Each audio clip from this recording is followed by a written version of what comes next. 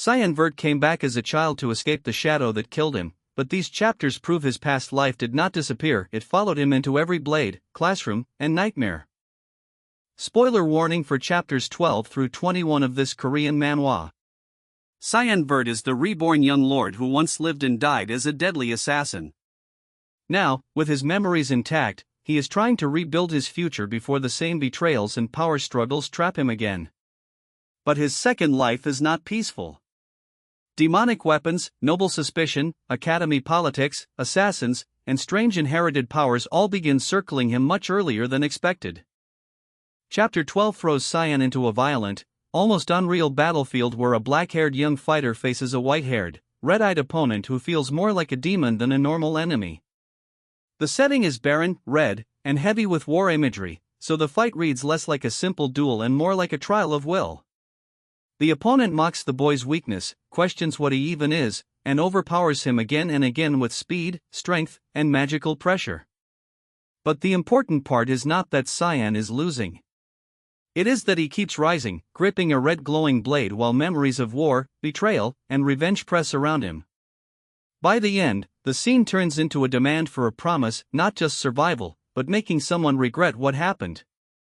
Chapter 13 pulls back from that inner violence and shows how Cyan's name is already moving through noble circles. In a mansion within the Yusuf Empire, a blonde nobleman asks about Cyan Vert, his half-sibling who went to the front lines with their father. His interest feels calm on the surface, but the smile gives it a sharper edge, like Cyan has become a piece in a family game. Then the chapter cuts to a snowy frontier, where fur-cloaked enemies handle a glowing purple cube and panic once power starts spilling out. Cyan enters that chaos with unsettling control. He takes command of the situation, cuts down attackers with dark red power, and leaves townspeople reacting with fear rather than gratitude. The chapter ends by returning to the mansion, where his growing reputation is no longer something the family can ignore.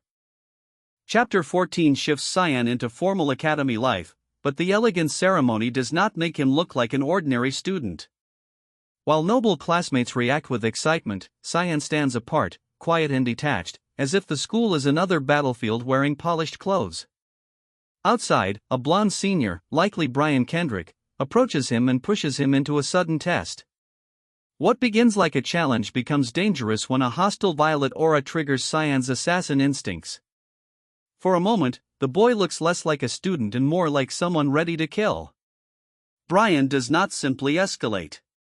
He restrains and calms him, then later discusses Cyan's abnormal killing intent with others and an older authority figure.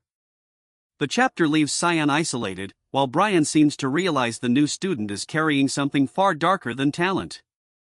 Chapter 15 begins with a pink-haired maid apologizing to her young master after a carriage journey is disrupted. Cyan stays composed, looking past her panic and assessing the suspicious situation outside. That calm is what makes the chapter tense, because he is not reacting like a protected noble child. The scene then shifts into a night ambush around a convoy, where cloaked attackers threaten a blonde man and the guards cannot fully control the danger. Cyan moves through the forest like the assassin he used to be, studying the attackers before revealing dark red power. He does not charge in blindly.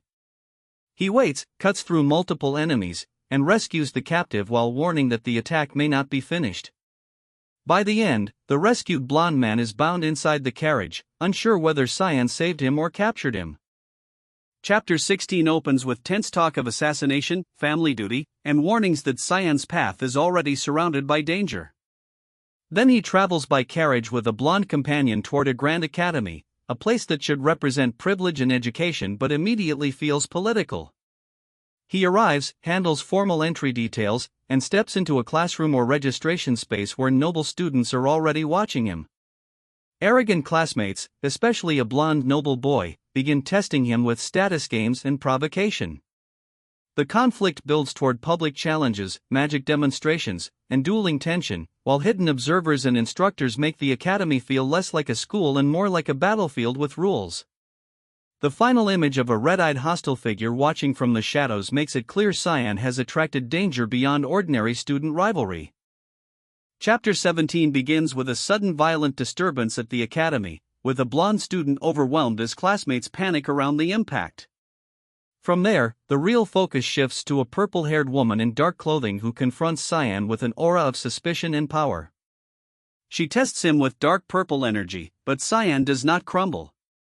Instead, he calmly reveals that he knows about the heir she has been searching for, which immediately changes the balance of their exchange.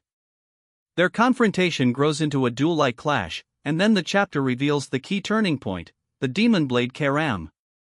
The weapon is described as something only a person chosen by heir can wield, so when Cyan draws or is acknowledged by it, the woman is stunned.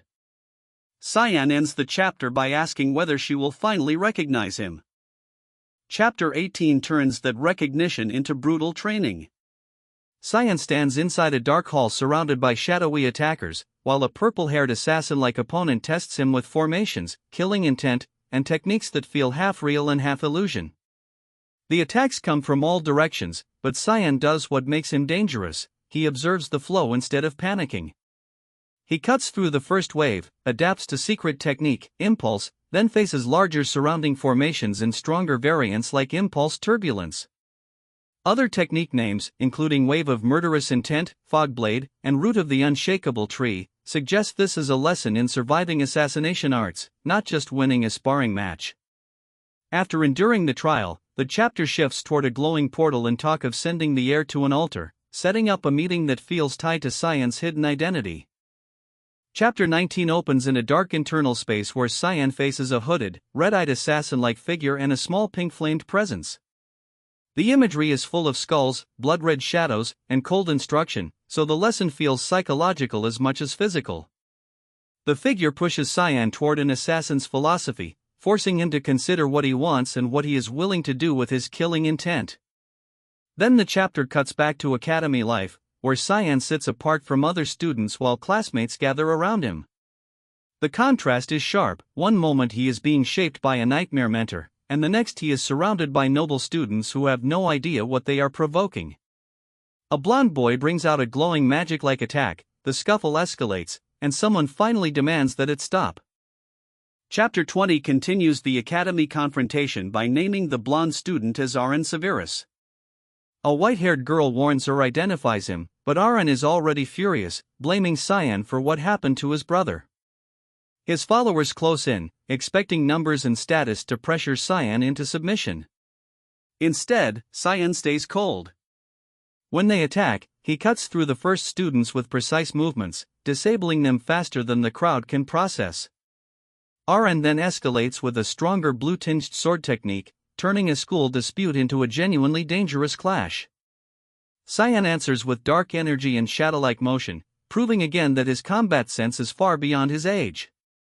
A dark-haired teacher or senior finally interrupts before the fight becomes worse. Later, the classroom aftermath and noble political hints show that Cyan has not just won a scuffle, he has made enemies. Chapter 21 starts with Cyan continuing punishing combat training against a huge bare-chested fighter. The man's body is so tough that Cyan's ordinary attacks struggle to matter, forcing him to analyze timing, impact, and weakness while being knocked around. This reinforces a major theme of the arc: Cyan has deadly memories, but his reborn body still needs to catch up. The chapter then expands into Spain, briefly showing the reach of an assassin organization and the unrest around its influence. Later, a night ambush targets Zikerman Alba, and Cyan moves from observer to shadowy rescuer, cutting into the attack before the enemies can finish their job. After the fight, the danger changes shape completely. Cyan returns indoors and finds a large purple-scaled dragon egg in his room. Nobody knows who delivered it, and the final crack turns curiosity into alarm. These chapters are important because Cyan's second life stops being only about revenge against his family. The story widens into three connected threats: the demonic legacy around Keiram, the Academy's noble power games, and the assassin world operating behind borders like Spain. Cyan keeps winning, but every win exposes him further. Brian notices his killing intent. The purple-haired woman realizes he knows forbidden information. Aren Severus turns student rivalry into open hostility. And the dragon egg cliffhanger adds a new fantasy variable that could become either a weapon, a burden, or a disaster. The manhwa is building Cyan as overpowered, but not safe. His greatest advantage, remembering his past life, is also the reason dangerous people keep recognizing that something about him is wrong. That's chapters 12 through 21 in order. Subscribe for the next recap, because the cracked dragon egg could change Cyan's quiet academy plan into something much harder to hide.